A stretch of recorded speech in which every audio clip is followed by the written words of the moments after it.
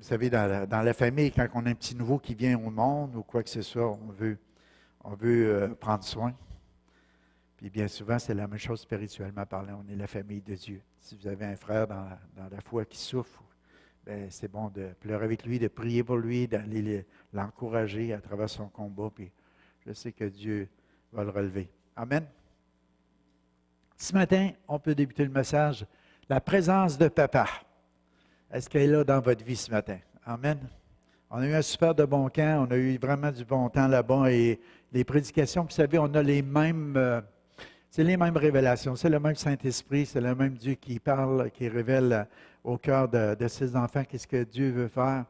Et ce qu'on a entendu toute la semaine, c'est au sujet de notre Père. La semaine passée, je vous ai partagé que nous sommes des enfants de Dieu, que nous sommes aimés, que la présence de Dieu est là, que l'amour de Dieu est là, que nous sommes le temple de Dieu, la maison de Dieu en esprit.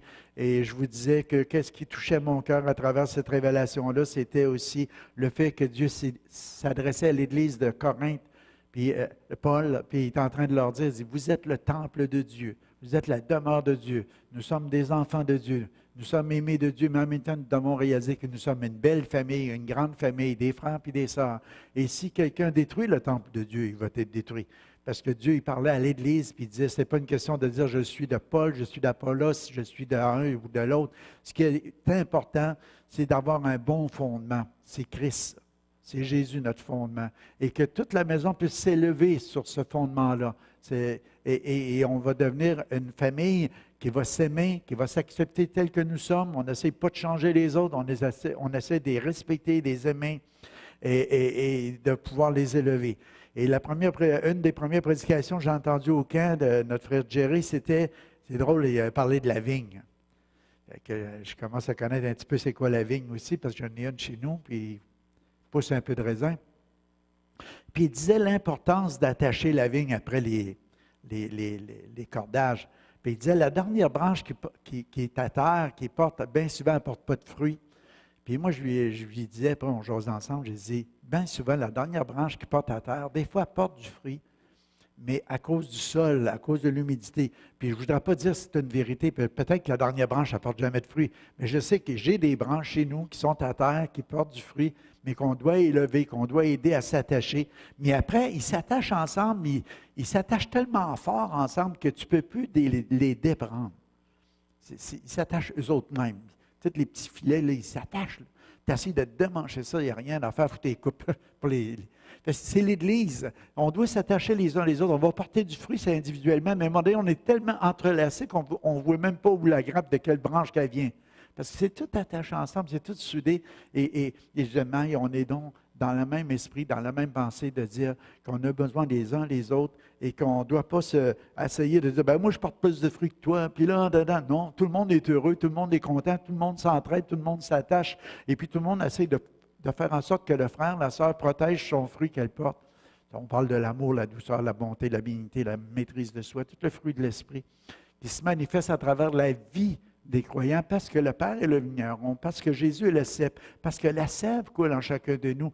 Puis cette sève-là fait qu'on produit le fruit. Mais ce n'est pas nous autres qui disons « Hey, il faut produire le fruit ».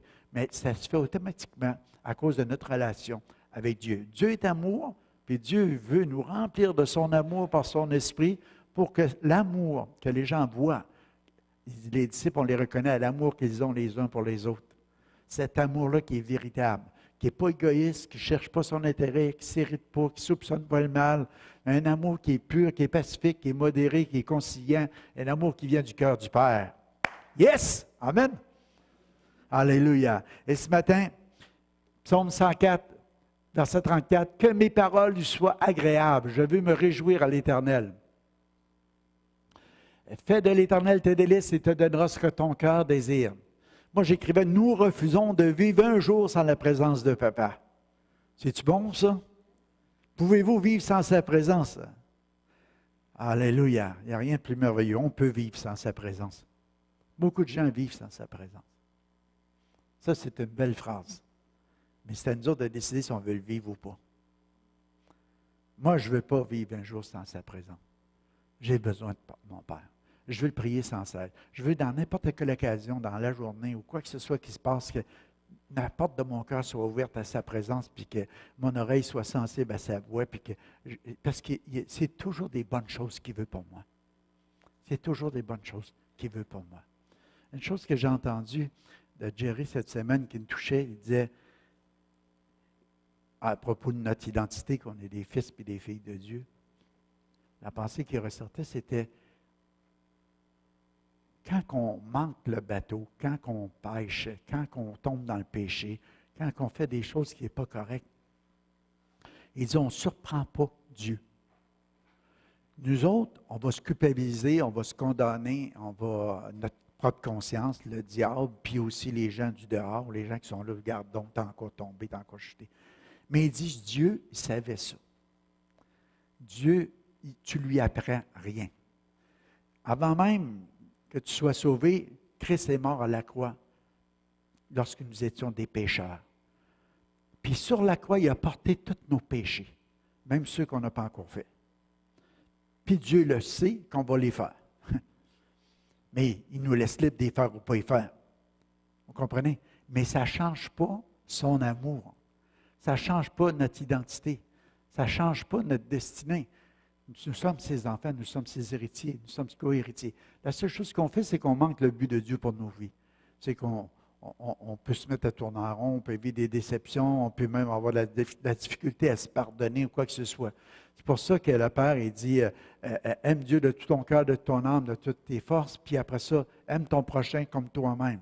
Des fois, on a de la misère à se pardonner soi-même, nos chutes, nos erreurs, nos manquements. C'est difficile après ça d'aimer les autres comme ils sont. Qu'on se met à dire, ben regarde, moi j'ai fait ça, puis là, lui a fait ça, on essaie de s'excuser en jetant. Hier, j'écoutais, puis je ne me rappelle pas à la télévision, mais à un moment donné, c'est comme ce qui ressortait, c'est qu'on a de la misère, les Québécois, des fois, de se réjouir pour la réussite de quelqu'un d'autre. Si quelqu'un d'autre réussit quelque chose, on va essayer d'expliquer que oui, mais, on va essayer tout le temps de taper sa tête, on va toujours essayer de faire sortir quelque chose de pas bien. C'est bien souvent, c'est à cause qu'on a de la misère à voir la valeur qu'on a aux yeux de Dieu, qui a donné son Fils unique pour nous racheter. On a une valeur éternelle. Notre prix n'est pas dépendant de ce qu'on a fait, ou de ce qu'on va produire, ou ce qu'on va faire. Il est dans le fait que Christ est mort pour nous. On a tellement une grande valeur aux yeux de Dieu, c'est tellement différent.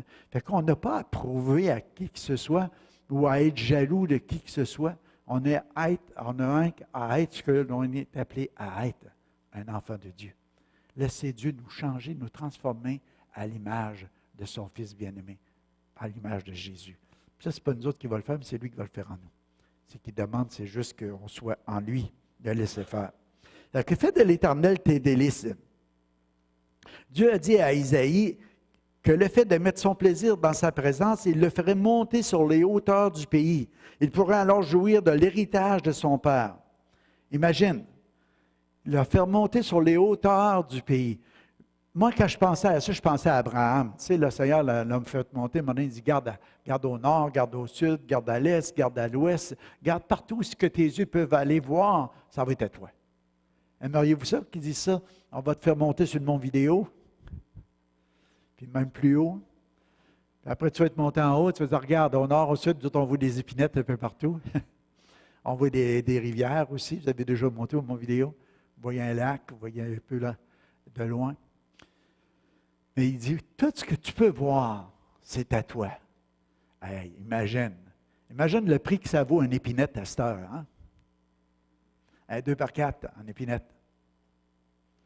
Tu envoies à perte de vue. Tout le côté de l'Andréane en montant, là, tu sais, quand on regarde le lac La Paix. Moi, j'avais 15 ans. J'ai travaillé là. Il y avait plein d'épinettes de plantées. Et puis, il fallait passer avec un genre de coupe, là, un sécateur, comment on dit ça? Puis on coupait, puis on laissait un arbre à tous les 6 pieds à peu près. Là, tu sais, on mettait un arbre, on coupait les autres autour. Un arbre. On avait tous des cordons qui avaient été établis avant, puis ils nous mettaient là le matin. Puis là, tu coupes ce qu'il y avait dans ce carré-là. Puis on a tout. Ça, le but, c'était, regarde, s'il y en a trop, ils vont rester petits. Il y avait délimité la grandeur d'un arbre, puis lui, il va avoir toute la force, toute l'énergie pour devenir, en tout cas, Jacques lui connaît ça, puis Maurice aussi. Mais chose qui est sûre, c'est quand je passe là encore aujourd'hui, parce que ça n'a pas encore été bûché, écoute, ça fait au moins 50 quelques années, les arbres, là, ils commencent à être beaux, hein? C'est gros, c'est long, il y a de l'argent là à faire incroyable. Mais le Seigneur, il dit à Isaïe, là, je n'étais pas supposé de parler de ça, mais en tout cas, c'est juste un intro. Il dit, tu montes sur les hauteurs du pays, puis tu vas hériter de tout ça. À quelque part, si tu fais de l'Éternel tes délices, il va te donner ce que ton cœur désire. Moi, je ne pense pas que c'est nécessairement des biens qu'on va avoir, mais cette relation qu'on a avec le Père, le Créateur de l'univers, où ce qu'il peut nous dire, regarde, tu n'as pas besoin de t'inquiéter pour rien. Tu n'as pas besoin de t'inquiéter pour ton lendemain. Tu n'as pas besoin de t'inquiéter pour ces choses-là, parce que je suis ton Père. Je vais combattre à ta place. Tu as des ennemis, tu as des gens qui viennent contre toi, tu as de l'angoisse, tu vis des souffrances, tu vis des peines, tu es malade, ou quoi que ce soit, tu traverses. Regarde, je vais combattre pour toi. C'est ça qu'il dit dans Exode 14, 14. Il dit, l'Éternel combattra pour vous et vous gardez le silence. Au lieu de se lamenter, au lieu de crier, au lieu de, comment dire, à l'injustice ou à quoi que ce soit, tu es juste là, dis, Seigneur, je remets ça entre tes mains. Tu es un Dieu tellement habile. Tu es un Dieu tellement fort. Tu es un Dieu tellement sage. Tu es un Dieu tellement intelligent. Tu es un Dieu qui a créé toutes choses à partir de rien, puis tu es mon Père. Pourquoi je m'inquiéterais? Inquiétez-vous de rien. Vous lui faites confiance. Faisons de l'Éternel nos délices, et il donnera ce que nos cœurs désirent en son temps. Je ne sais pas ce que vous demande votre cœur ce matin. Je ne sais pas, moi, tu sais. Je ne connais pas tes besoins. Mais je t'invite ce matin, je te dis, tournons-nous vers lui, faisons-lui connaître nos besoins. On peut être sûr qu'il peut répondre à nos besoins. Amen. Faites. Job dit, fait-il du Tout-Puissant ses délices? Adresse-t-il en tout temps ses prières à Dieu? Il nous emmène à cet endroit-là aussi. Est-ce que tu fais en tout temps tes délices, l'Éternel? Est-ce que tu fais connaître tes besoins à Dieu par des prières? Ça veut dire la prière, c'est juste une conversation. Tu entretiens une relation. Tu parles à Dieu, puis Dieu te parle. C'est devenu la personne la plus importante de ta vie, de ta destinée. Amen. Alléluia. Job fera du Tout-Puissant ses délices et élèvera sa face vers lui. Il dit, garde le Seigneur devant l'Éternel et espère en lui. Psaume 34, 7. Fait que c'est que le Père va devenir toute la source de bénédiction que tu as besoin. C'est ça que ça veut dire quand on garde d'espérer en lui, de mettre toute ta confiance en lui, de faire de lui tes délices. J'écrivais hier, nous hâtons de parler. Attendons, écoutons et méditons. Tu sais, des fois, on a besoin de s'arrêter, puis des fois, une petite réflexion, une petite méditation, ça peut tout changer dans notre relation avec le Père, puis aussi dans notre vie présente, dans notre relation avec les autres autour de nous autres. Juste un mot, Seigneur. Juste une parole, comme l'autre avait dit, mon serviteur va être guéri. Pas besoin de beaucoup de choses. Juste qu'est-ce que c'est j'ai besoin. Une parole. Ça change tout. Il y a une femme qui est venue nous voir au camping cette semaine, il y a 4 ans. Pensez-vous qu'on se rappelle des paroles qu'on dit il y a 4 ans? On va vous dire, on a prié l'autre soir, je pense qu'il y avait au moins 200, je ne sais pas, 200-300 personnes. Puis on a prié sur chaque personne. Toc, toc, toc, toc, toutes les pasteurs. Puis les femmes de pasteurs, toutes les... Imagine, quand j'ai fini, moi, j'étais brûlé. Tu commenceras à me dire, c'est quoi la parole que tu m'as dit dans un soir? Je t'ai dit qu'est-ce qui est venu dans mon cœur, point. Et que cette femme-là, elle nous voit, et elle dit, pasteur, t'en rappelles-tu il y a 4 ans? Non. Je voulais être franc, non. Elle t'avait prêché le dimanche matin, puis le matin, puis elle me dit le message que j'avais prêché. Je ne me rappelle même pas d'avoir prêché ce message-là. Tu sais. Pourtant, j'ai prié, je l'ai préparé, mais je ne me rappelais pas en tête. Elle dit, à la fin du message, elle dit, tu as fait un appel. Elle dit, tu n'as pas fait d'appel. Mais elle dit, moi, je vivais une circonstance tellement difficile, elle dit, j'avais besoin. Elle dit, j'ai avancé, puis elle dit, j'ai été trouvé. Puis elle dit, là, tu m'as dit une parole. Elle dit, tu m'as dit, tu as choisi la meilleure part. En venant demander la prière. Parce que, écoute, sur l'heure du midi, là-bas, les pasteurs prêchent le matin. Habituellement, on ne fait pas des longues prières, puis de prier pour les gens, on ne fait pas trop d'appels, parce qu'on arrive à midi moins quart, les gens veulent aller manger. Puis le soir, il y a toujours des appels, puis des fois, ça a pris tard le soir. Fait que je n'avais pas fait d'appel. Fait que elle, là, je lui avais dit cette parole-là. Puis elle a dit, là, tu as prié sur moi. Puis elle a dit, j'ai jamais eu une touche encore de Dieu depuis ce temps-là comme ça. Mais elle dit, ça a tout remis ma vie dans la bonne direction. Ben, je dis, gloire à Dieu, je suis content pour toi. Puis j'ai dit, ça puisse continuer. Puis je dis, on prie encore un matin pour que le Seigneur te rencontre, puis qu'il fasse encore une œuvre merveilleuse dans ta vie, ça se continue. Mais ce que je suis en train de vous dire ce matin, c'est juste dire, il y a des paroles que tu peux faire connaître à Dieu. Tu peux prier pour quelqu'un ou même que toi, tu peux faire connaître à Dieu pour ton propre besoin, que tu vas oublier, mais que ça a emporté tellement la vie. Même une parole que le Seigneur va te dire en lisant sa parole. Il va te révéler à travers un frère, une sœur, juste quelque chose d'à propos, dans le bon temps, dans le bon moment. Wow! Des fois, tu ne veux même pas le dire, mais comment ça t'a rencontré, puis comment ça t'a fait du bien. Des fois, juste d'attendre, d'écouter, de méditer, une petite réflexion, puis ça peut changer toute notre relation. Amen. Luc 11:1 dit, Seigneur, apprends-nous à prier. C'est un disciple qui vient voir, puis il dit à Jésus, comme Jean l'a appris à ses disciples. Jean il a appris à ses disciples à prier, il dit à Jésus, toi, enseigne-nous à prier.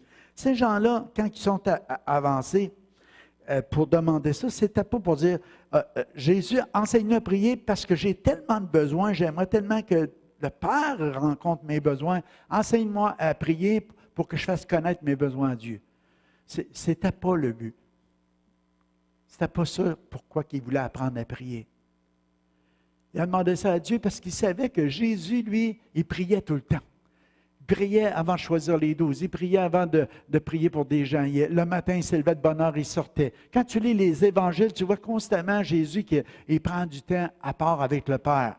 Pourtant, Jésus était Dieu, était le Fils de Dieu. Mais il savait que quand il était sur la terre, il était le Fils de l'homme, puis il voulait accomplir parfaitement la volonté de son Père. Puis il disait, Père, pas ce que je veux, mais ce que tu veux toi, ce que tu désires toi, je veux faire de toi mes délices à chaque jour. Puis les disciples, ils voyaient que Jésus priait, puis il revenait, puis il faisait des choses, puis il y avait toujours des exaucements dans sa prière. Il ressuscitait les morts, guérissait les malades, il chassait des démons. Il y avait toujours plein de choses qui se passaient. Puis on dit, enseigne-nous à prier, on ne sait pas comment prier. On voudrait prier parce que ça marche ton affaire, toi. Tu n'as pas besoin de crier, hein? Puis Jésus dit, regarde, je vais vous montrer. Notre Père qui est aux cieux. Que ta volonté... Non, notre Père qui est aux cieux, je suis rendu que je ne sais plus. Que ton nom soit sanctifié, que ton règne vienne, que ta volonté soit faite, sur la terre comme au ciel. Donne-nous aujourd'hui notre pain quotidien. Pardonne-nous nos offenses, que nous pardonnons aussi à ceux qui nous ont offensés. Puis il dit, ne nous induis pas à la tentation. Vous n'êtes pas là le matin, hein? Vous ne savez plus notre Père, vous êtes comme moi. Il dit que ton règne, ta gloire, toute la puissance te revient, Seigneur. Ce que je suis en train de vous dire, c'est que ce Notre Père-là, ce n'était pas une prière à apprendre tout par cœur, malgré que c'est bon de la savoir. On va dire, quand tu vas dans des services ou n'importe où, ou si tu veux avoir un peu d'œcuménique, avec les différentes religions ensemble, c'est quand tu dis Notre Père, tout le monde le connaît, personne ne se chicane, parce que c'est Jésus qui l'a enseigné. Mais Jésus voulait nous enseigner beaucoup plus qu'une prière à répétition, à dire. Il voulait nous enseigner des principes de vie, de communion avec son Père. Notre Père qui est aux cieux. De réaliser que notre Père est au ciel. Qu'on a des pères sur la terre, qu'on a un Père au moins sur la terre, peut-être qu'il est bon, peut-être qu'il est méchant, peut-être qu'il est absent, peut-être qu'il est présent, je ne sais pas. Mais lui, il voulait nous faire réaliser la relation qu'il avait avec quelqu'un qui donne la vie. Y a-t-il quelque chose que tu as plus à cœur que... Tu sais, je vous ai partagé la semaine passée que moi et Suzanne, dans mon rêve, on avait un autre enfant. Un bébé. Suzanne, ça rien, il faut que je le dise. Hein. On avait une belle petite fille. Ah! Des petits câlins, on l'aimait. On avait plein de becs, des milliers de becs. C'était tellement merveilleux, dans mon rêve. Quand je me suis réveillé, c'était là. Puis quand j'étais pour préparer la prêche, la semaine passée, le Seigneur, il dit, je te l'ai donné, c'est ça. Fait que, OK, Seigneur. Fait que là, je dis, c'est quoi? Notre Père qui est aux cieux, tu sais, en quelque part, j'ai dit la relation entre le papa et avec son enfant. C'est ça, je vivais avec cette petite fille-là que le Seigneur nous ordonnait. Et il y en a qui m'ont dit, tu vas voir, il va y avoir une nouvelle fille qui va naître à quelque part, il y a quelque chose qui va se produire. Je m'en vais au restaurant tout de suite après la réunion. La semaine passée, la femme à Pierre Paradis, Muriel, a dit, c'est sûr, pasteur, a dit, il va y avoir quelque chose de même. Elle dit, moi, ça m'arrive toujours de même. Quand Dieu me donne un rêve d'un enfant, elle dit, tout à coup, j'apprends dans la même semaine que quelqu'un est enceinte. Puis là, j'étais assis comme ça, on jasait, puis il y avait Samy. Et Samy était là, puis Samy, elle dit, je viens d'être grand-mère, alléluia. Elle dit, un beau petit-fils. Ben, tu vois, c'est pas elle, parce que c'est une fille. Il va y avoir quelqu'un d'autre. Oh, yeah. Mais cette relation-là, père-fils, il désirait savoir comment s'approcher du Père Céleste. Quelle aurait été notre demande à nous? Si on aurait dit, Seigneur, apprends-nous à prier parce qu'on a peut-être des demandes à faire au Père.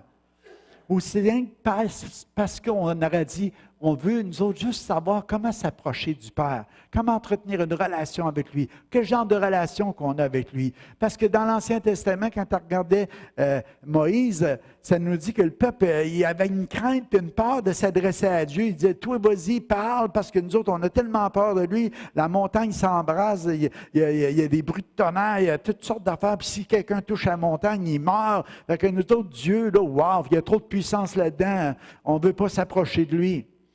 Mais Jésus dit, regarde, c'est un Père. Ce n'est pas un Dieu qui veut faire descendre le tonnerre puis qui veut te tuer. C'est un Père qui veut prendre soin de toi, qui veut t'aimer, qui veut, par sa présence, te donner de la protection, de la provision, tout ce que tu as besoin pour ta vie. La relation est différente. Notre Père. Tu sais, Jésus était en train de lui apporter une révélation incroyable, puis il nous l'apporte à nous autres aussi aujourd'hui.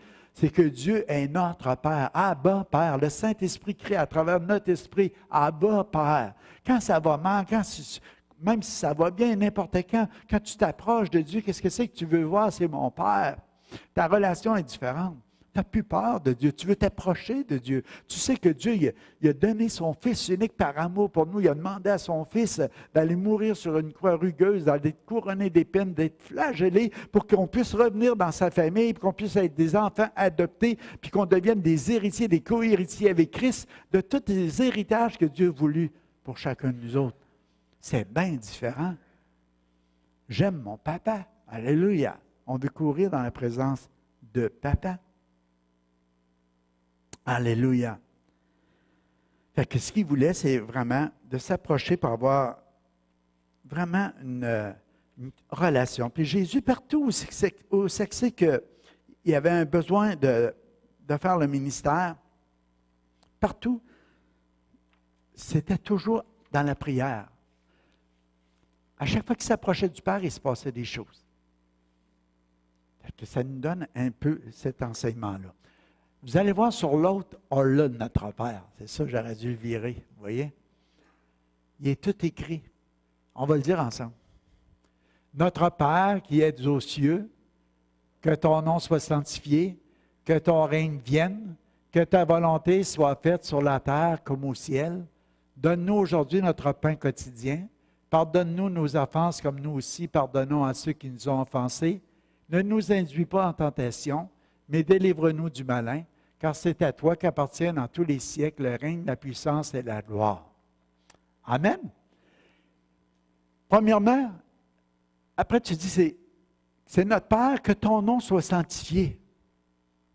Le mot sanctifié veut dire mis à part.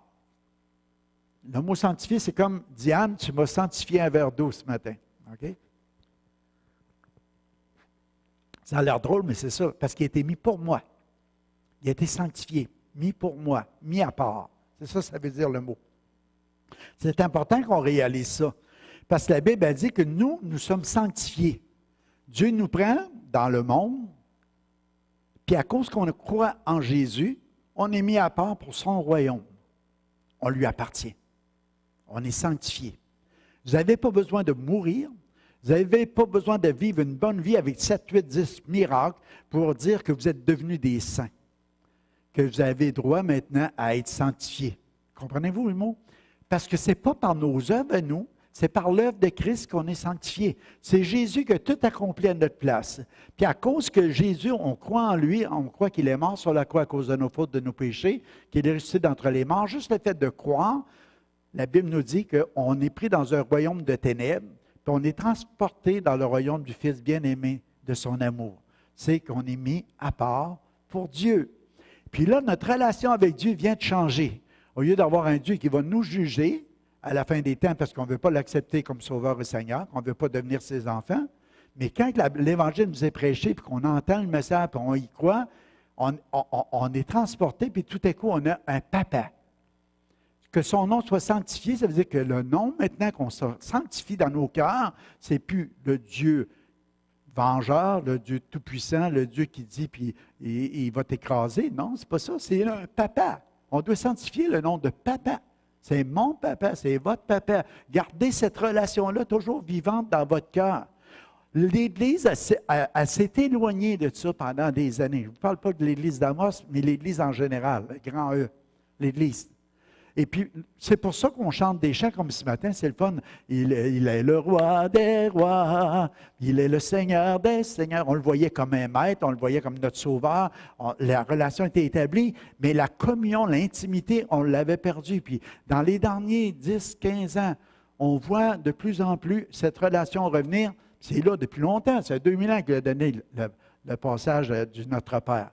Mais on le disait, mais on ne vivait pas, on ne réalisait pas ce nom-là qui était sanctifié juste pour réaliser pleinement que ce n'est pas juste une prière qu'on dit avec notre bouche, mais quelque chose qui vient du cœur, puis on réalise qu'on dit que ton règne vienne et que ta volonté soit faite sur la terre comme au ciel. C'est quoi la volonté du Père? C'est qu'est-ce qui se passe dans le ciel? C'est quoi qu'il faut qu'il vienne sur la terre comme au ciel pour qu'on soit bien? Hein? Dieu est en contrôle, Dieu est souverain, Dieu il fait les choses comme il veut. Le soleil est toujours à la même place, la lune, les étoiles, les choses, les pouces, les saisons, les années. Dieu a déterminé ces choses-là, puis c'est encore là. Mais sur la terre, que sa volonté vienne, parce qu'on est en train de briser les choses que Dieu veut pour la terre. L'homme qui vit sans Dieu, il ne fait pas la volonté de Dieu. On passe à côté de ce que Dieu voulait pour nous autres. Puis à cause de ça, on vit des conséquences de ça. Mais plus que les gens reviennent, on devient la lumière du monde. Les gens regardent les chrétiens et on dit, regarde, ils ne font pas d'abus dans rien, ils font attention aux choses, ils apprécient les choses, ils sont reconnaissants à Dieu, ils sont remplis de la sagesse de Dieu, ils ont du discernement, ils ont de la réflexion, parce que l'Esprit de Dieu les amène. Il y a quelque chose qui se passe, il y a de l'amour, ils ne veulent pas prendre le bien des autres, ils ne veulent pas voler, ils ne veulent pas... Comprenez-vous ce que je veux dire? C'est que la vie d'un chrétien va faire en sorte que le règne de Dieu va venir sur la terre. À cause de notre relation avec Papa, ça change toute notre vie. On se voit comme des filles et des filles de Dieu. On n'est plus des esclaves, on devient des héritiers. On commence à vivre comme des enfants de Dieu. Et c'est là qu'on a vraiment un impact autour de nous autres. Les gens voient la différence. On est heureux, on peut avoir des familles heureuses en ce temps-ci. Alléluia. La communion avec Dieu. C'est à chaque jour. Donne-nous aujourd'hui notre pain de ce jour. À chaque jour. On dit à chaque jour suffit sa peine. Moi, j'aime ça, de dire qu'il n'y a pas plus qu'une peine par jour. L'as-tu ce matin ta peine? Si tu n'en as pas, bénis Dieu, sois reconnaissant. Il dit à chaque jour suffit sa peine. Mais pourquoi prendre le fardeau de demain? Pourquoi prendre les inquiétudes de demain? Pourquoi pas vivre pleinement aujourd'hui? Tu as le mouvement, tu as la vie, tu as l'aide, tu as de la nourriture, tu as du logement, tu as plein de choses. Tu peux vivre une relation avec ta femme, tes enfants. Il y a des choses des fois qui sont brisées, il y a des affaires qui sont là, mais il y a toujours d'autres choses. Puis tu dis, Seigneur, j'apprécie que tu me donnes de vivre aujourd'hui avec toi, dans mes relations, puis j'accepte les choses que je ne peux pas changer. Puis il y a une chose qui se produit, c'est que Dieu, dans sa grâce infinie, tu fais de l'Éternel tes délices, il va te donner ce que ton cœur désire. Au-delà de tout ce que tu peux penser puis demander. Au-delà. Des fois, tu n'as même pas pensé que ces choses-là pourraient se produire. Au moment où ce que tu relâches des fois, au moment où ce que tu dis, ben regarde Seigneur, que ta volonté soit faite. Ah! Regardons, ça arrive. J'y croyais plus. J'ai assez essayé, ça ne marchait pas. Tu t'écoutes, tu donnes ça au Seigneur, tu dis, regarde Seigneur, ta volonté soit faite, sur la terre comme au ciel.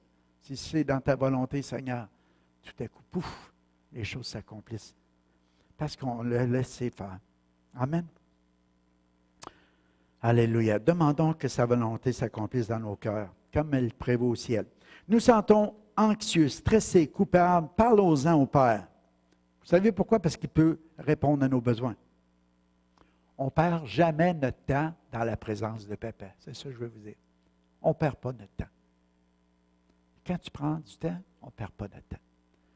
Hier soir, il était 10h, 10h30, je pense, j'ai fini mon message, je ne sais pas trop. Et puis, d'un coup, il y a quelqu'un qui dit « Bonjour, pasteur, j'espère que ça va bien. Ça fait longtemps qu'on ne s'est pas parlé. » Fait que ça a allumé sur l'ordinateur, j'ai pesé dessus.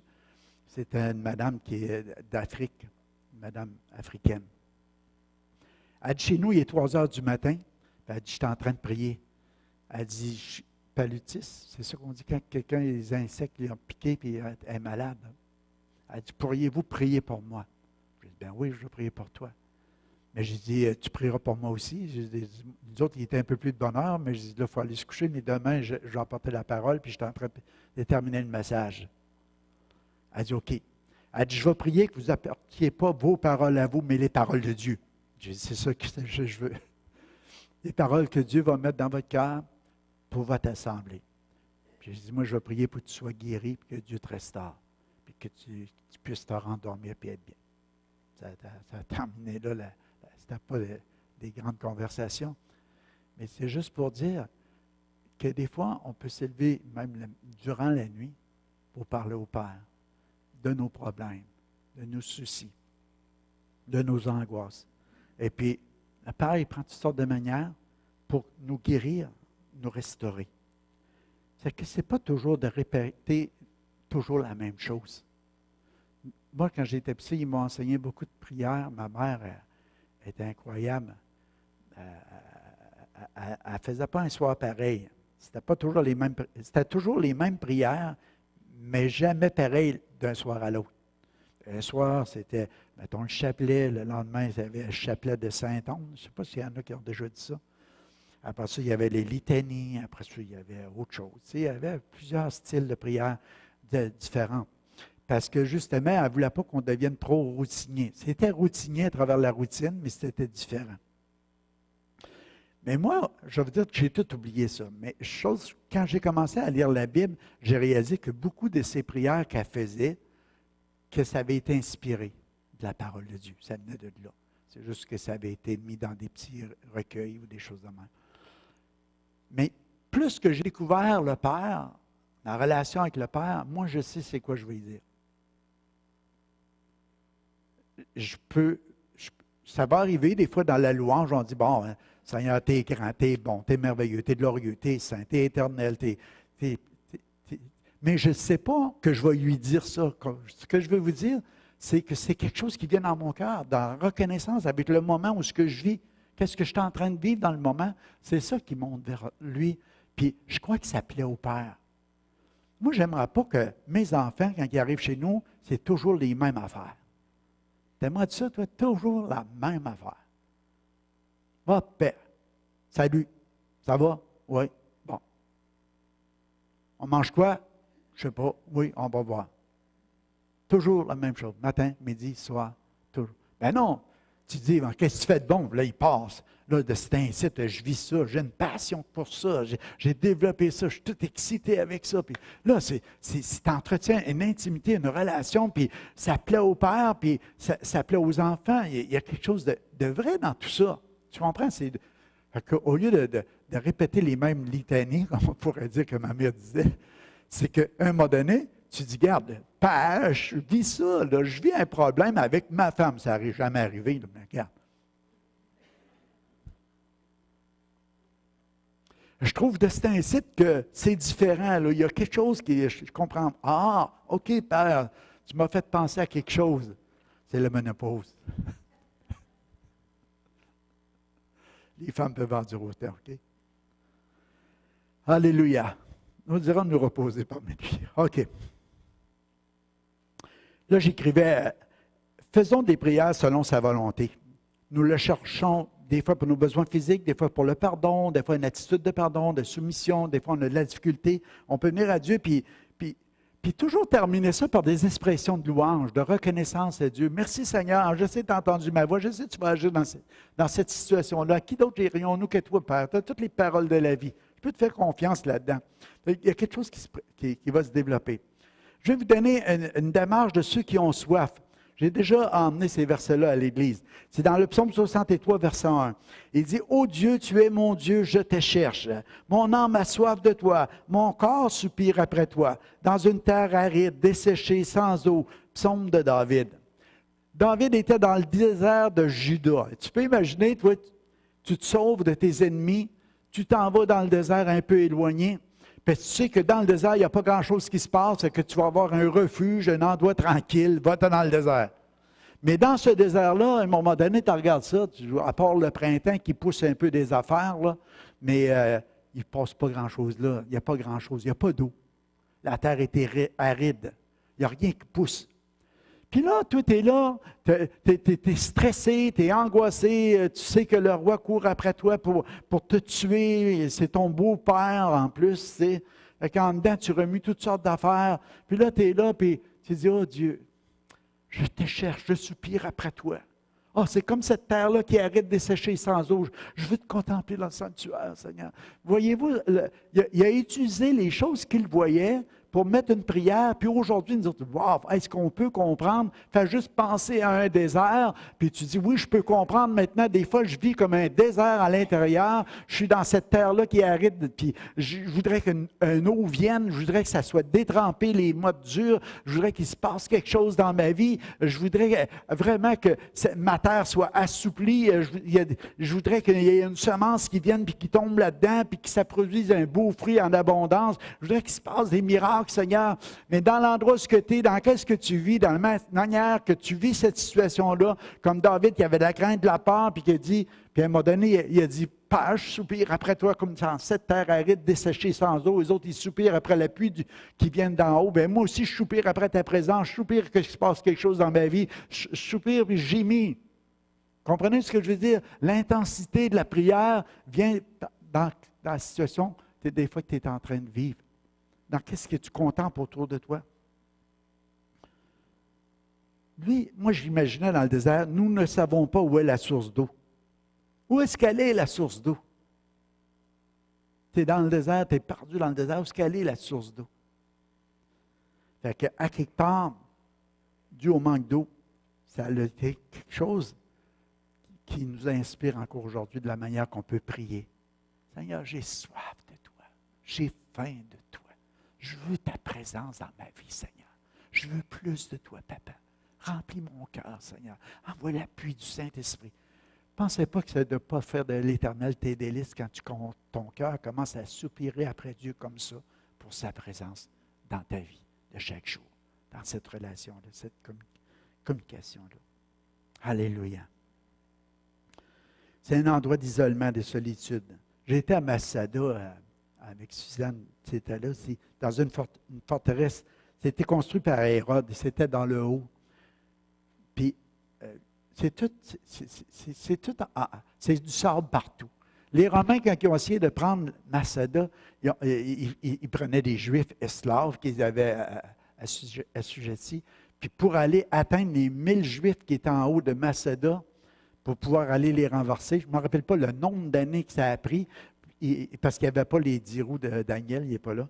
Il n'y avait pas des trocs pour charrier le sable. Ils s'est tout fait à chaudir, je ne sais pas quoi, mais ils ont fait un mont de pente qui se vend en sable pour venir à bout de monter jusqu'en haut pour pouvoir prendre Masada. Parce que c'était un endroit qui était comme imprenable. Mais ils ont réussi. Mais les Romains étaient tellement intelligents, mais fous dans leur folie, c'est qu'ils ont placé les Juifs en ligne, en avant, quand ils ont monté pour prendre, parce que si les autres, ils se défendaient, ils tuaient leurs frères et leur famille. Fait qu'ils se sont tous suicidés en haut. Je ne sais pas comment que le dernier est fait, mais ils se donnaient du poison les uns les autres, puis le dernier a dû le prendre lui-même, parce qu'il ne voulait pas être pris. Mais il n'y avait pas d'eau.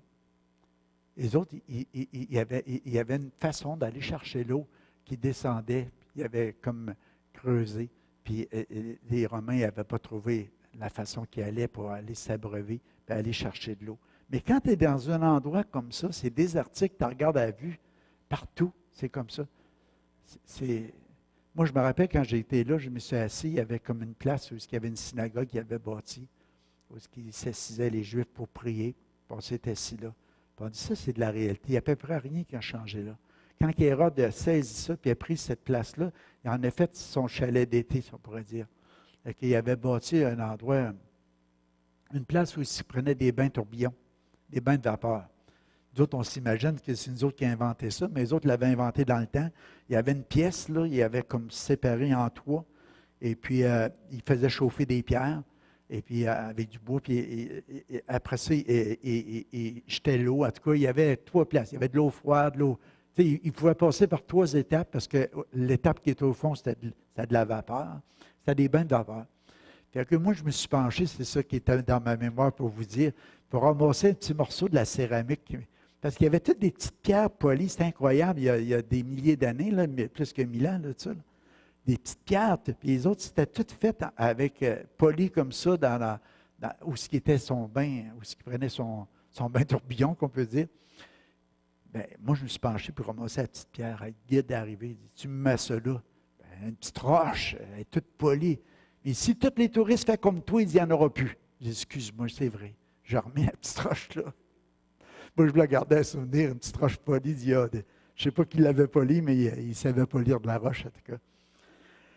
Amen. Imaginons que David a vécu loin de l'abondance de la maison du roi.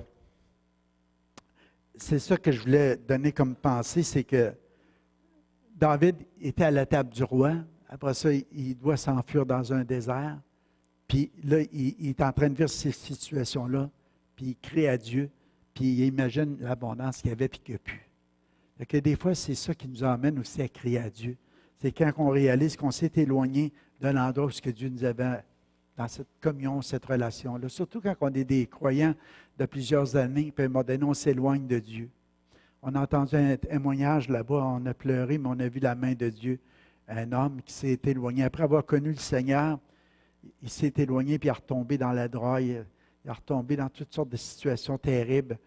Et puis, il était pour mourir parce qu'il avait pris comme un overdose et il en avait trop pris. Le gars qui m'en a parlé, là, son estomac avait monté. Mais le pasteur qui était son pasteur, Dieu lui a dit, tu vas aller le chercher parce qu'il était enfermé dans une pièce. Faisait 2 jours qu'il n'avait pas mangé. Et puis, il était complètement parti. Puis, il s'est rendu là, il l'a vu. Puis, ils ont été à plusieurs reprises parce qu'il y a des gars qui étaient là, des Hells Angels, puis tu sais, des drogues. Et ils vendent de la drogue, puis ils ont dit, toi, c'est bizarre, pendant que tu dors, puis tu es parti, puis tu es sur ton trip, il y a des gens qui viennent ici, puis ils te lavent, puis ils te nourrissent, puis tu t'en vas, puis je ne me rappelle pas, mais je sais c'est qui. Mais il savait que son pasteur avait de l'amour pour lui, puis tout ça. Finalement, il est arrivé le miracle, hein, on l'a entendu, au c'est que il l'a sorti de là. Puis ça, c'est il y a 2 semaines, c'est loin, c'est court, là. Le gars, il était au camp. Mais juste pour vous dire comment que le pasteur et sa femme, ils crient à Dieu pour lui. Le Seigneur a répondu, il l'a conduit là. Il était à l'endroit où il était. Il l'a ramassé comme ça. Ils l'ont aidé. Et puis, après ça, ils l'ont emmené dans un camp. Quand ils ont été pour aller à ce camp-là, il y avait un autre homme qui a perdu sa femme l'année passée. Puis j'ai pleuré avec, on a prié ensemble. Bien, lui, il pleurait. Puis Dieu l'a mis pour bénir les hommes. Vous savez, toutes les circonstances, des fois, un perd sa femme, mais ça permet de venir travailler avec des hommes. Il va dans ce camp-là avec, il prie avec dans la chambre de hôtel, les autres là, ils les ont mis ensemble. Puis durant la nuit, la délivrance vient. Le lendemain matin, c'était un homme changé, transformé. Le gars qui était dépendant de la coke, tout à coup, il est revenu comme il était avant, puis il bénit le Seigneur, puis il est rempli du Seigneur. Là, il vient au camp Caken Lake, il emmène son cousin qui ne connaît pas Dieu. Moi, je me rappelle, je ne savais même pas qu'il ne connaissait pas le Seigneur plus que ça. Je m'en vais marcher sur le terrain, je le pogne. C'était un gars comme Picasso, là, puis il a la barbiche là, je le pogne par la barbiche. Il ne connaissait pas, mais je suis comme ça. Mais, tu sais. Et salut, que Dieu bénisse mon ami. Là, il riait comme un bon. Ah, il dit, je t'aime, toi. Il dit, je t'aime. Il dit, moi, je ne savais pas, tu sais. Il dit, je t'ai entendu prêcher. Il dit, t'es drôle, t'es comique. Puis il dit, Et il dit, comment il a mangé ça en voulant dire, tu sais, que je suis simple, puis un peu simple d'esprit. Hein. Je ne suis pas compliqué. Tu sais, t'es ce que t'es. Ah, il m'a dit le mot. Savez-vous ce qu'il a dit? C'est incroyable. Là. Il dit, t'es authentique. Là, je la regarde, c'est le thème de notre Église cette année. Je dis, merci Seigneur. Et, il dit, puis moi, je pensais, je dis, regarde, t'es inspiré de Dieu. Le soir, il accepte le Seigneur. Et il donne sa vie à Dieu. Complètement changé. Le lendemain, il a redonné leur témoignage. Puis là, c'était juste pour dire, dans le plan du Seigneur, un vit un temps difficile, crie à Dieu, Seigneur, relève-moi, j'ai perdu mon épouse. L'autre, il tombe dans le drap, il tombe dans toutes sortes de convoitises. Puis là, quelqu'un prie pour lui, Seigneur, sors-les de là. Puis finalement, ils sortent de là, les deux sont restaurés. Et ça emmène à une autre personne à connaître Jésus. Vous comprenez ce que je veux dire? Les malheurs des uns peuvent faire le bonheur des autres, mais à travers tout ça, le Père les a tous relevés. Tout le monde est heureux, tout le monde est béni, tout le monde est ensemble. Puis le dimanche, le lendemain, il y avait une réunion à l'église, il y a eu un message. À la fin du message, l'Esprit de Dieu est tombé sur la femme du pasteur. Tu as vu? Elle ne portait pas à terre. Vraiment, elle ne portait pas à terre. Elle bondissait au même, là. L'Esprit de Dieu sur elle. Parce que le Seigneur lui a dit une parole. Elle me l'a dit après. Elle dit, quand j'ai commencé à sauter comme ça, elle dit, Seigneur lui a dit, ça fait rien que de commencer. Ça fait rien que de commencer. Juste ça. Pour elle, elle dit, hey, c'est incroyable, c'est miracle sur miracle. Ça fait rien que de commencer. Wow, wow, wow! Imaginez l'excitation. Amen. Oh! Où est-ce qu'on s'en va avec tout ça? Je ne sais pas. Psaume 42. Comme une biche soupire après des courants d'eau, ainsi mon âme soupire après toi, ô Dieu. Mon âme a soif de Dieu vivant, de toi, de Dieu, du Dieu vivant. Quand irai-je paraîtrai-je devant la face de Dieu? Le psaume 84, 2 dit, mon âme soupire et languit après les parvis de l'Éternel. Mon cœur et ma chair poussent des cris vers le Dieu vivant. J'écrivais, c'est l'autre après, nous voulons développer une dépendance de Dieu. Juste l'autre suivant. Nous voulons développer une dépendance de Pépère. Vous allez voir, les deux versets sont là. C'est la biche qui descend des montagnes. Je vous ai déjà parlé de ça. Une biche qui descend des montagnes, c'est quelque chose quand tu t'attends à ça, parce que la biche, elle, les chasseurs veulent la manger. C'est de la bonne viande. Fait que elle, quand elle a soif, elle se tient des montagnes, loin des chasseurs, loin de tout le monde, mais elle dit, regarde, il y a un courant d'eau qui passe là, il faut que j'aille m'abreuver à ce courant d'eau-là, mais au péril de ma vie. Fait qu'elle descend de la montagne, elle s'en vient vers les courants d'eau, puis elle vient, puis elle vient siphonner. Hein? Elle vient pour boire. Elle languit pour aller boire. Des fois, elle attend la chaleur du jour. Elle peut même discerner, à un moment donné, peut-être quand est-ce que les chasseurs vont être là, elle ne sait pas. Mais à un moment donné, quand ça devient que tu as trop soif, il faut que tu y ailles. Mais David est en train de dire, c'est comme la biche qui soupire après les courants d'eau. Elle attend, des fois, elle a peur, elle a de la crainte, ça se passe des choses, elle voit des choses, elle perçoit des choses, mais à un moment donné, elle dit, là, il faut que j'y aille. J'ai langui, mais là, il faut que j'y aille. J'ai soupiré, mais là, il faut que j'y aille. Il y a un temps pour chaque chose, mais là, il faut que j'y aille. Parce que je vais mourir de soif. De toute façon, je vais mourir pareil. Il y a des situations, des fois, où on s'est rendu, on va mourir pareil si on ne boit pas au fleuve d'eau vive. Si on ne va pas à Jésus, si on ne commence pas à boire de l'eau vive du Seigneur. Il y a des situations qu'il faut. Puis je te dis ce matin, invoquez Dieu, priez Dieu, criez à Dieu, soupirez après Dieu. Il y a un endroit où je disais, la biche, là, quand elle dit qu'elle soupire, là, elle crie, elle gémit, elle pleure, elle se lamente. C'est le mot grec. Elle renifle, elle absorbe, elle avale, elle convoite, elle désire, elle souhaite. Elle en veut plus que tout. Elle veut plus que tout ça. Quand tu es rendu à cet endroit-là où ce que tu veux plus t'abreuver au Père que même de vivre ta vie. Là, tu soupires après Dieu. Mais attends pas que tu sois dans la fosse pour ça. Tu sais, je veux dire, le mot languir veut dire attends, espère, souhaite, se hâte, se presse, se traîne. Tu sais, des fois, tu es en train de dépérir, tu es en train de traîner, tu es rendu au bout du rouleau. Et tu dis, regarde, là, je me hâte, il faut que je me rende à l'eau, il faut que j'y aille, il faut que je me rende, il faut que j'aille boire, parce que si je ne bois pas, je meurs. On devrait soupirer comme ça. C'est l'exemple que David donne. Soupirer comme ça après Dieu. Oh Dieu, j'ai soif de toi. Mon cœur a soif de toi. J'ai faim de toi. Je veux plus de toi. Alléluia. Ça change notre vie. Ça change notre destinée. La présence de Dieu. Parce que dans sa présence, tu vas avoir des révélations fraîches de Dieu. Dieu va te parler. Dieu, il y a une destinée pour toi. Il y a des projets, il y a des plans, il y a plein de choses de préparer d'avance pour chacun de nous autres. Il y a différents ministères. Pas juste le pasteur qui fait le ministère. Tout le monde a des ministères. Moi, j'ai le ministère d'apporter la parole. D'autres ont d'autres ministères. Mais à quoi tu es appelé? C'est quoi Dieu veut que tu fasses? Comment est-ce que tu vas le savoir? C'est dans sa présence. Dieu se révèle. Dieu te parle. Dieu te dit, regarde, va donc faire ça, mon ami, mon fils, ma fille. Avec les dons et les talents, je t'ai donné, regarde l'impact que ça va avoir dans le royaume. Des fois, c'est de la prière. D'autres fois, c'est faire des tartes. D'autres fois, il y a plein de choses que tu peux faire qui vont changer la vie ou la destinée des gens. Ça va avoir un impact dans leur vie. Il s'agit que tu fasses la bonne chose au bon temps, au bon moment. Puis c'est pour ça que Marie avait choisi la meilleure part, parce qu'elle était au pied de Jésus au moment où elle devait être. Tandis que Marthe, elle faisait des bonnes choses à préparer le manger. Mais il dit, tu fais tellement de choses, mais il dit, Marie a choisi la meilleure part. Jésus n'a pas condamné Marthe, mais il dit, garde, tu n'enlèveras pas ce qu'elle a, parce que c'est elle qui a la meilleure part. C'est quoi la meilleure part entre les deux? C'est de travailler fort tout le temps ou d'être au pied du Seigneur, des fois, puis juste d'écouter et d'entendre sa parole. Mais on peut avoir les deux. Si tu es au pied du Seigneur, puis Dieu dit, garde, tu devras aller faire ça. OK, Seigneur, je vais faire ce que tu me demandes de faire. Au lieu de faire plein de choses qu'il ne m'a pas demandé de faire, qui m'épuisent, puis je n'ai même plus le temps d'aller voir Dieu, ou passer du temps dans la présence de Dieu. Parce que je suis trop fatigué. Amen.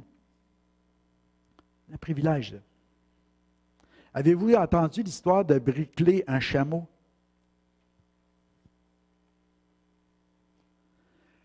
Les chameaux, c'était la bête. Les autres, c'est différent d'une biche, un chameau. Hein? Le chameau, lui, il peut boire, puis après ça, il peut passer des heures sans boire. Mais dans 10 minutes, il peut reprendre tout ce qu'il a besoin. Puis, il y en avait un gars de même, il avait un chameau, puis il ne voulait jamais boire. Il avait trop de la misère à le faire boire. Il a trouvé une méthode pour le faire boire, c'était de briqueler son chameau. Vous savez pas ce que ça veut dire? Et il a emmené son chameau sur le bord de l'eau, tu sais. Il faisait mettre à genoux, vous savez comment ça marche, un chameau, pour qu'il boive, hein, il faut qu'il se penche un peu. Là, il prenait une brique, il donnait un bon coup de brique dans le derrière. Bang! Là, le chameau, il tombait la tête dans l'eau, puis il s'emplissait la bosse. Ou les 3 bosses, ça dépend. C'était ça, briqueler un chameau. Ah, c'est folie, hein? C'était une histoire que j'ai entendue il y a bien longtemps. T'as-tu briquelé ton chameau? Puis imaginez, si t'es rendu, là, peut-être que tu es comme le chameau, des fois, là, tu as perdu la tiers de ton poids. Tu peux le reprendre. Lui, il le reprenait dans 10 minutes. Fait qu'on va te briqueler, mon ami. Il y en a un matin qui voulait être briquelé, là. On va vous emmener proche du torrent de Dieu. On va vous donner un bon coup de brique. Non, on ne fera pas ça. Mais la question que je vous pose, c'est avez-vous soif et faim de Dieu? Comment est ton appétit ou comment est notre appétit ce matin? Est-ce que tu as développé une dépendance de Dieu?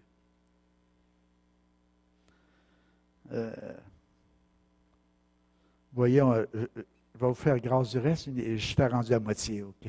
C'est assez. C'est parce que des fois, je rajoute. Faut que je coupe après. Alléluia. Moi, je me suis dit, à cette heure, c'est où c'est rendu, t'arrêtes, là, quand tu vois qu'ils ont assez mangé. Avez-vous soif? Si vous avez soif, ça veut dire qu'on est rendu à la bonne place. Si vous voulez avoir encore plus soif, on va en parler encore. Moïse, un jour, il était une grande responsabilité. Il devait conduire le peuple à travers le désert. Il voulait les emmener dans la terre promise. Puis, vous savez, une chose, c'est que c'était un peuple au cou raide. C'était un peuple qui était difficile de conduite. Il était toujours en train de murmurer, critiquer dans le désert. Il était toujours en train de dire, on n'a pas droit à boire, on mange toujours la même chose, on peut-tu manger d'autres choses? Puis, fait que là, les cailles ont tombé du ciel. Moïse a fendu le rocher pour les abreuver. Il y avait tellement de choses qui se produisaient. Puis Moïse était comme épuisé, à un moment donné. il a monté la tente d'assignation, puis il a décidé d'avoir une rencontre à chaque jour à cet endroit-là. À chaque matin, à chaque jour, il rentrait dans la tente, puis il allait consulter Dieu. Dieu, qu'est-ce que tu veux que je fasse? Il fallait qu'il consulte Dieu. Puis Dieu lui donnait des révélations. Puis il lui disait comment gérer pour conduire le peuple vers le pays promis, puis la bénédiction. Puis moi, je crois qu'on a une image là-dedans de ce que Dieu veut pour chacun de nous autres.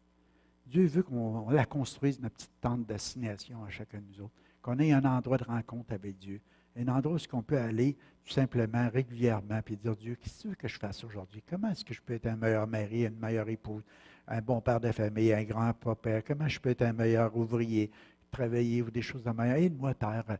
Je veux juste, Seigneur Dieu, te plaire, je veux te faire plaisir de la manière que je veux être. Que change-moi, touche-moi, remplis-moi, inonde-moi de ta présence. Donne-moi des révélations de qu'est-ce que tu veux que je sois, des choses que j'ai à accomplir ou à faire. La Bible nous dit que Josué, il restait dans la tente.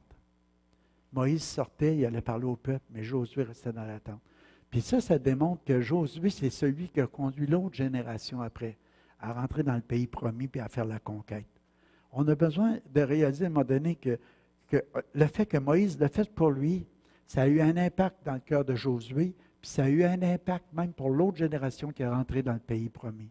Fait que ce n'est pas juste pour soi. On commence pour nous-mêmes, d'avoir notre tente de rencontre avec Dieu, parce qu'on veut avoir une influence, une saine influence sur les gens autour de nous. Mais en faisant ça, les gens nous voient, et puis on encourage d'autres aussi à avoir leur tente de rencontre dans les plus jeunes, dans l'autre génération. Ça peut être tes enfants, ça peut être tes petits-enfants. Ils vont dire, paye, prie, moi, allez prier moi aussi. Puis je vais rester là, puis ça va être le fun, ça va être bénissant. Puis ils s'habituent à consulter papa, à vivre une relation avec papa, puis ça va aller jusque dans l'autre génération, ça va se continuer, ça va se continuer. Puis on va conduire les enfants de nos enfants dans le pays promis, où est-ce que Dieu les appelle. Josué, c'est ce qu'il a fait, et puis ça a eu tout un impact dans les générations qui ont suivi, parce que Moïse, il n'a pas passé, il est resté là. Moïse, il disait, si tu ne pars pas avec nous, moi je ne pars pas. Il était rendu là. Il savait que c'était tellement difficile de faire ce qu'il était appelé à faire, que si le Père n'était pas avec lui, s'il n'y avait pas la révélation de Dieu, s'il n'y avait pas les conseils de Dieu, les directives de Dieu, c'est que ça ne marcherait pas. Fait qu'il dit, si tu n'es pas avec nous, je ne pars pas. Qu'est-ce que vous pensez que le Père lui a dit? OK, je réponds à ta prière, je vais être là.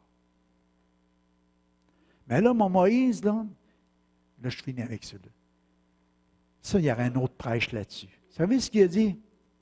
Je n'ai pas encore assez. Je veux voir ta face.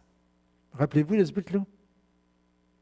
C'est que si tu entretiens une communion et une relation avec Dieu, une intimité avec Dieu, puis tu commences à bâtir ta réunion de prière avec le Seigneur, il y a quelque chose qui se passe et dans cette révélation-là, il m'a dit, papa, je veux te voir, papa, je veux te toucher, papa, je veux t'atteindre, papa, je veux avoir une révélation, frère, mais je veux plus que ça. Je voudrais juste te contempler, je voudrais contempler ta gloire, qui tu es vraiment, Père. Alléluia.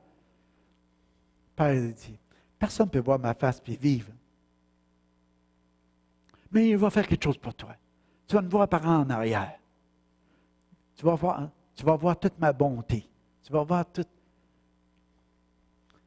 On a vu Jésus, c'était une révélation du Père. On voit Moïse, à un moment donné, quand la transfiguration, Pierre, Jean-Jacques, vous vous rappelez? C'est le mot de transfiguration. Il y a 2 hommes qui étaient avec lui, Moïse, Élie. Moïse est là, contemple encore Dieu. Ça, c'est après son enlèvement, après sa mort, parce qu'ils n'ont pas trouvé le corps de Moïse. Mais quand Jésus a été transfiguré, Pierre Jean-Jacques a dit, on va dresser 3 tentes, on est trop bien ici, on ne veut pas partir d'ici, on va rester là. Le Seigneur a dit, non, il faut qu'on descende. Quand on descendait de la montagne, il y avait de la délivrance à faire, il y avait encore des grandes choses à faire dans son ministère. Mais il a été transfiguré devant eux autres, puis qu'est-ce qu'ils ont vu? Ils ont vu Jésus, mais ils ont vu Moïse, ils ont vu 2 autres hommes de Dieu. Et le Seigneur a permis qu'ils voient sa bonté. Il a permis qu'ils voient le visage du Seigneur transfiguré, des choses glorieuses. Fait que vos prières peuvent avoir une portée beaucoup plus loin, même après votre mort, on ne sait pas. Amen. C'est merveilleux. D'accord, on va mettre une petite musique, Dan, si tu peux. Puis ce matin, tu n'as rien. Avec rien, on fait tout. Alléluia. Oh, Georges. Ah, Georges. Es-tu là, Georges? Prendras-tu le piano un petit peu? Tu peux changer la destinée de quelqu'un avec tes dons que tes talents ce matin. Alléluia. Tu l'as déjà.